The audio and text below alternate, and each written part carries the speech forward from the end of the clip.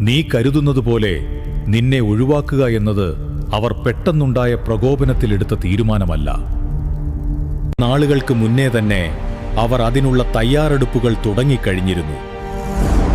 ആത്മാർത്ഥതയോടെ നിന്ന നീ അത് മനസ്സിലാക്കിയില്ല. നിന്നെ വിഡ്ഢിയാക്കിക്കൊണ്ട് മറ്റു ചിലർക്കൊപ്പം അവർ ചേർന്നു തുടങ്ങിയ നാൾ മുതൽ അത് ബോധ്യപ്പെടുന്നതിനായി നിരവധി സൂചനകൾ ഞാൻ നിനക്ക് തന്നിരുന്നു.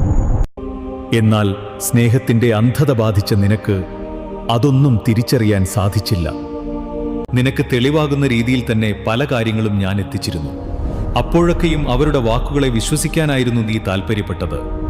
അന്ന് കാര്യവിശകലനം നടത്തി അവർക്കെതിരായൊരു തീരുമാനം നീ കൈക്കൊണ്ടിരുന്നെങ്കിൽ ഇന്ന് നീ അനുഭവിക്കുന്ന ഹൃദയവേദനയ്ക്ക് ഇത്രത്തോളം കാഠിന്യമുണ്ടാവില്ലായിരുന്നു. വഞ്ചിക്കപ്പെടുന്ന നിനക്ക് നൽകിയതുപോലെ തന്നെ നിന്നെ ഒഴിവാക്കിയ അയാൾക്കും ചെയ്യുന്ന തെറ്റുകൾക്ക് ഭാവിയിലുണ്ടാകുന്ന നീ എന്ന വലിയ നഷ്ടത്തിനെക്കുറിച്ചും. ഇപ്പോ കൂടെയുള്ളവർ